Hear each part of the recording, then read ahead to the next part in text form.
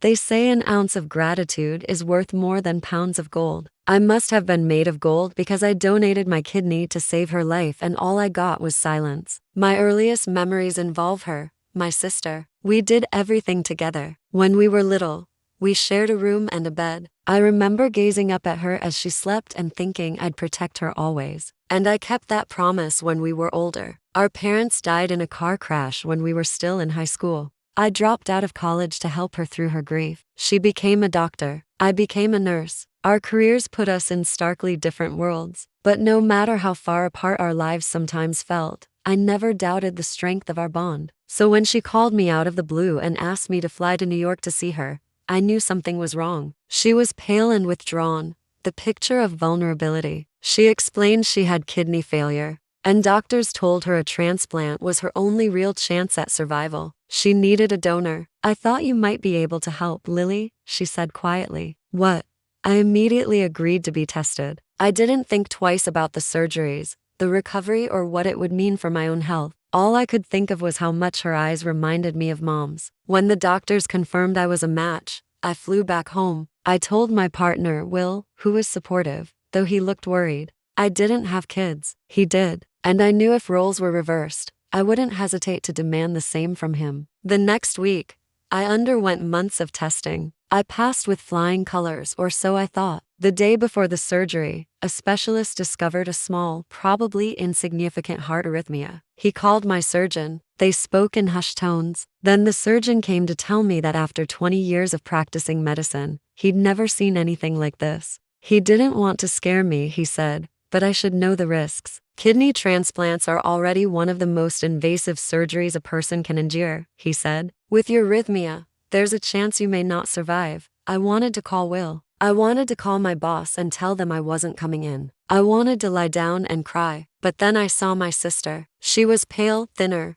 more vulnerable than ever. The fear drained away. Will you still do it? The surgeon asked me. Of course, Will, I told him. The surgery lasted 7 hours. I woke up groggy and confused. Then I remembered. I opened my eyes and saw Will staring down at me with tears in his eyes. You okay? I croaked. He nodded, unable to speak. Later that day, my sister woke up. She was heavily sedated, so I sat by her bedside and held her hand. I couldn't believe how fragile she seemed. I don't remember what time it was or how long I stayed there, but I do remember the quiet pride swelling in my chest. I'd done the right thing. Over the next few weeks, my sister recovered. She was released from the hospital and went to stay with a friend while she recuperated. I visited her several times, bringing over food and magazines. She was weak but happy. I owe you everything, she whispered to me, her eyes glistening. Don't talk like that. You saved my life too, I said. She smiled weakly, but I saw the doubt crossing her features. In reality, I saved her life. I spent 6 weeks recovering. I was in excruciating pain. I missed work and felt lonely. Will was amazing, but even he seemed overwhelmed by my constant suffering. He was scared of losing me, I realized, and didn't know what to do. He wanted to take care of me, but he couldn't fix the pain I was in, so he faltered. The first time she stopped calling, I was just getting over the painkillers and starting to walk around the block. I was excited to see her again. I helped her move boxes into her apartment. We caught up. It was great. Then things slowly fell apart. She started missing calls. I figured she was busy. Then she stopped returning my messages. I tried not to worry. She'd been through a lot after all. Plus, I thought, she'll come around. It was a Sunday when I visited her for the first time. I walked in and found her sitting on the couch with a stranger. I froze. Oh, I didn't hear you come in, she said, standing abruptly. This is a friend from work. We were just grabbing lunch. Her tone was clipped, which was odd. She normally greeted me with a hug. And where was the stranger? I asked myself. Where was the part of her that looked grateful? Nice to meet you. I forced a smile. Do you need help with anything else? No, thank you. Why don't you to catch up? She suggested. Her friend looked at me awkwardly. I'm sorry. I don't mean to intrude, but I really have to get going. I lied. She waved me off. Yeah, of course. Sorry again. We'll talk soon, she said, rushing me toward the door. I left feeling confused and hurt. I couldn't understand why she was acting this way. Hadn't I saved her life? Weren't we sisters? I tried to push the incident out of my mind. Maybe she was embarrassed to have me visit so soon after her surgery. Maybe she just needed some time to heal. I hoped that was the case. But then the phone calls stopped entirely. One Saturday morning, I was awoken by the sound of shattering glass. I blinked the sleep from my eyes and stared at the mess on the floor. I tried to stand,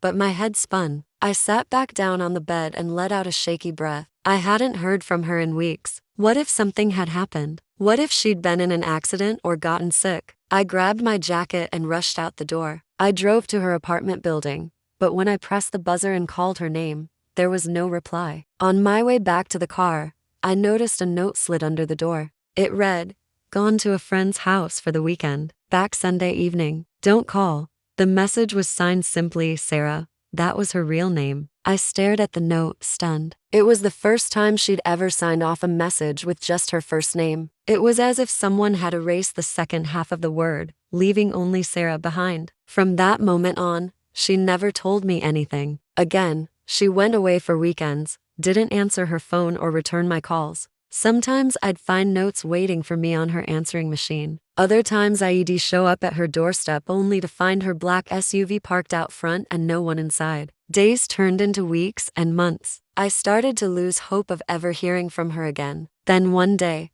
she called me. I picked up the receiver, my heart pounding in my chest. "Hey," she said quietly. "Hi," I whispered back. "Is everything okay?" Yeah, fine. Listen, I need you to pick up my dry cleaning. It's at that place on Lexington. You know the one? Sure, I said, confused by her request. Thanks, bye. She hung up before I could ask any more questions. That's when it hit me. She was never coming back. The woman I had saved no longer existed. The guilt and resentment she'd been hinting at in our conversations suddenly made sense. She didn't hate me for saving her life. She hated me for ruining hers. I never saw her again. I never got an explanation. There was no closure. There was only the gaping hole in my heart where she used to be. These days, people compliment me on my selflessness. They don't realize how selfless she's been. To me, I look at her on social media, watching her live the life she once thought she'd never have. And I wonder, did saving her change the balance of our relationship? Or was the love always conditional? I know I'll never have an answer, but that doesn't stop me from asking the question. Sometimes at night, I still hear her whisper, "I owe you everything." Still, I'd do it again, not for her gratitude, but because love at its best gives without guarantees.